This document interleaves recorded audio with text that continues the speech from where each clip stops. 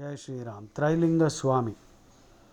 The name Telangana is eponymous after Trilinga Swami. Trilinga Desham. Trilinga Desham because he was called Trilinga Swami in Varanasi because he came from Trilinga Desham. That is Sri Sailam, Draksharamam and Kaleshwaram. Sri Sailam, Draksharamam near Rajamandri in Andhra and Kaleshwaram. So it forms a triangle. So he was known as a person from Trilinga Desha. That is how he became Trilinga Swami. And the name Telangana is derived from his name, Trilinga Swami. Incidentally, I happen to be the 8th generation descendant of Trilinga Swami. My grandfather always used to remind us. His Trilinga Swami's original name was Shivaram. And in my family, on my father's side, there are several Sivarams. Several. My father had 5 elder sisters, and all of them had at least one son who was Sivaram. And so, my grandfather, who is no more, he told me, I never bothered to check into it, and I don't really care to know. Well, perhaps because I am descended, maybe a collateral. Not a direct descent because he did not marry. As far as I know, he did not marry. Or some accounts say that because his mother, before she died, she took a promise from him that he has to marry. So I believe he married and he had children. I have absolutely no evidence to support my claim. I believe my grandfather, whose name was Sitaramanjaneya Kavi, he was a freedom fighter. He wrote Dandalu Dandalu Bharata Mata. The Britishers caught him. He was jailed, he was beaten severely, and he still, in my childhood, he used to show me marks on his back. Because of the beating, the bleeding, the marks on his back were still there. He used to tell me that the British jailers used to piss into the plate in which rice was put for him to eat. So this was the brutishness of the British. And these fellows talk about civilization. And what is that? The white man's burden, Rudyard Kipling said. It is the white man's burden to civilize the Hindu. These scoundrels, and inspired by the desert cult, classic. So anyway, let's leave it there. So Trilinga Swami, the teachings of Trilinga Swami are available, and his biography was written by Umacharan Mukhopadhyay. And autobiography of a yogi of Yogananda includes one chapter on Trilinga Swami. And Trilinga Swami's miracles are amazing. He was known as the walking Shiva. Ramakrishna Paramhamsa met him. Ramakrishna Paramhamsa was taught many esoteric practices by Trilinga Swami. Ramakrishna Paramhamsa referred to Trilinga Swami as the walking Shiva of Varanasi. Telanga Swami, his teachings are like this. He describes bondage as attachment to the world and liberation as renunciation of the world and absorption in God. And further says that after attaining that state of desirelessness, Nishkama Karma, after studying the Bhagavad Gita, this world itself is transformed into heaven. Just let that sink in. And one can be liberated from samsara through spiritual knowledge, jnana of the Bhagavad Gita. Simple. He remarks that attachment to the evanescent world, the fleeting world, fugitive, fugacious, ephemeral, passing, momentary, nothing is permanent. Attachment to this evanescent world is our chronic disease. Chronic, over several janmas we are suffering from this. Janmantara sahasreshu. And the medicine is detachment. In fact, the medicine is Bhagavad Gita. Sarvadharman parityajya mamekam sharanam vraja aham tva sarvapapebhyo mokshayishyami ma shuchaha. Asakti ranabhishwanga putradara grihadishu. Krishna says, obsession is the disease. The Swami, Trilinga Swami, describes man's senses as his enemy.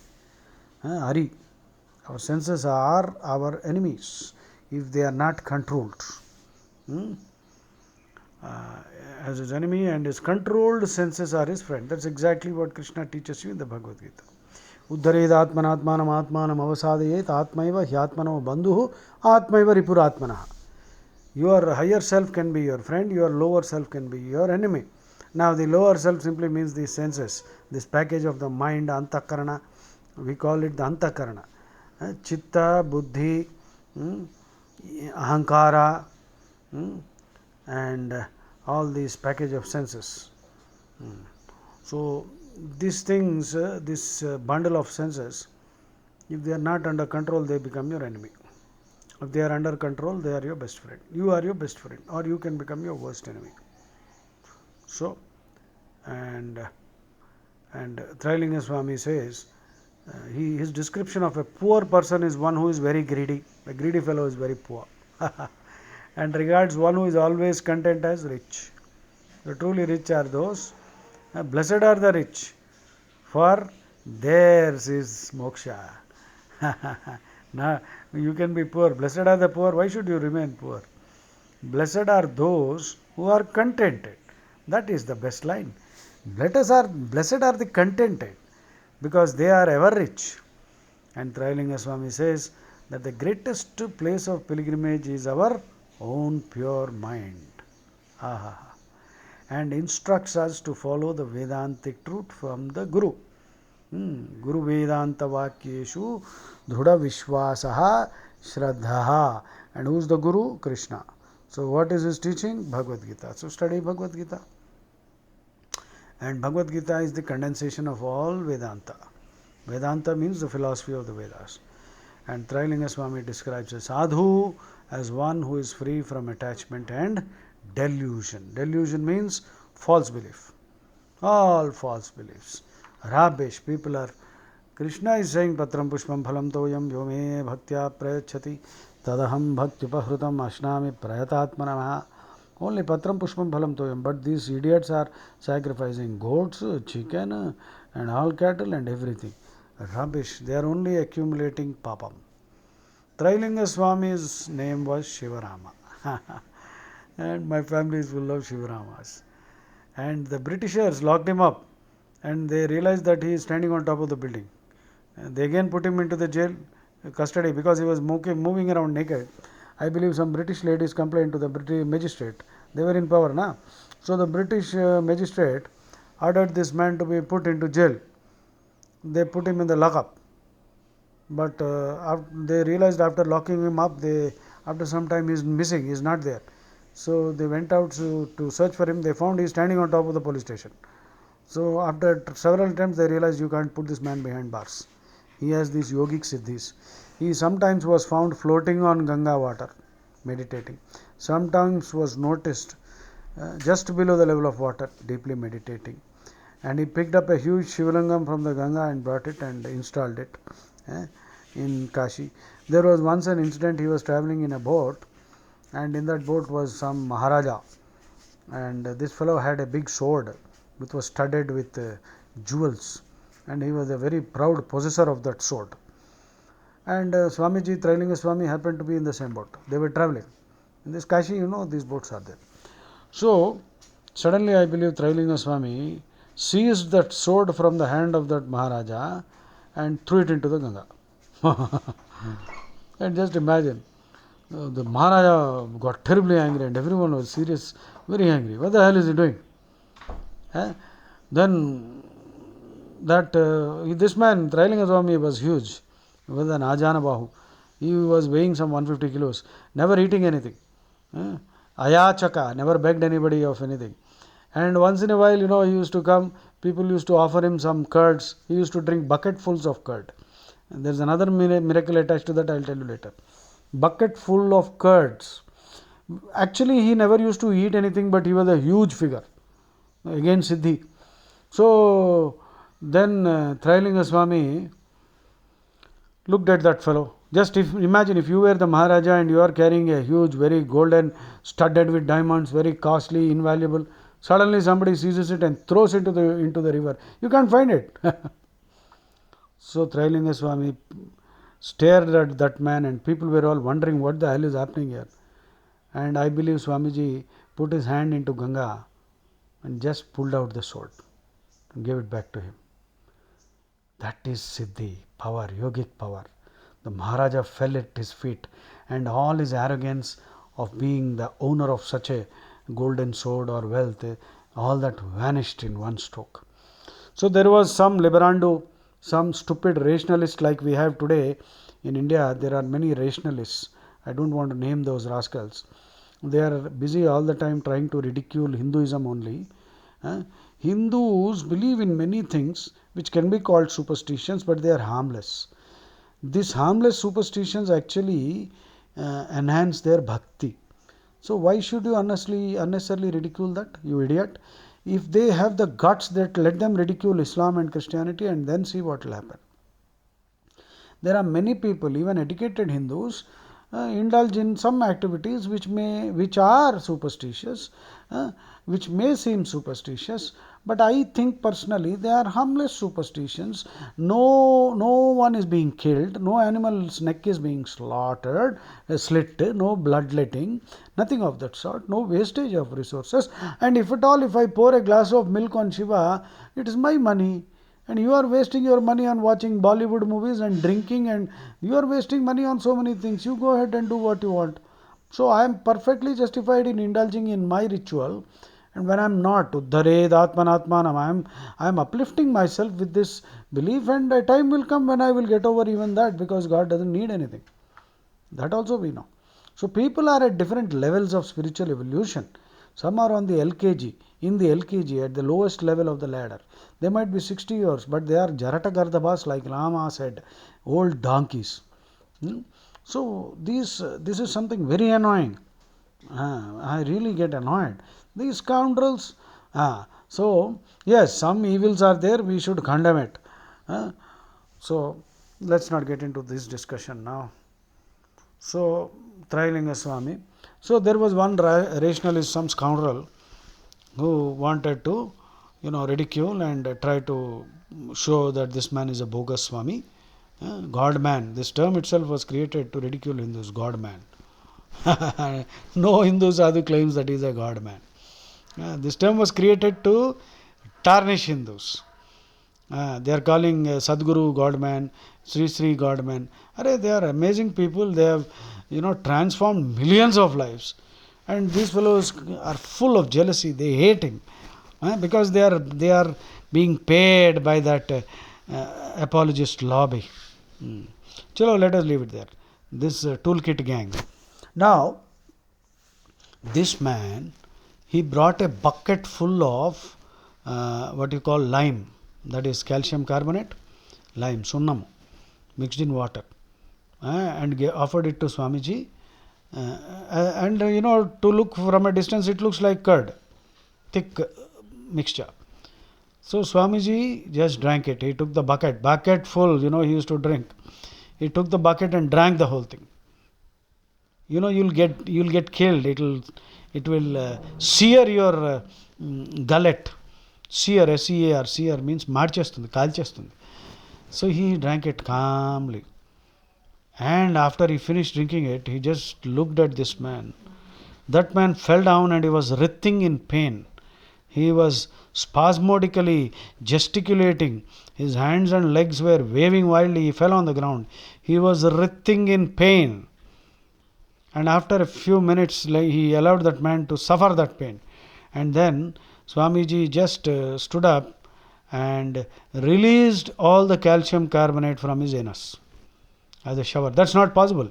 The human body is not, you cannot control our body like that. He just released the whole thing just to prove a point. And as soon as he released all that, whatever 5 liters of calcium carbonate thick, that man got up. He was perfectly all right. This is a miracle. So he told him, never do this. Never do this. Don't fool around with sadhus. You have no idea what kind of siddhis we have. So he did not say all this, but that was the message. I think you also understood.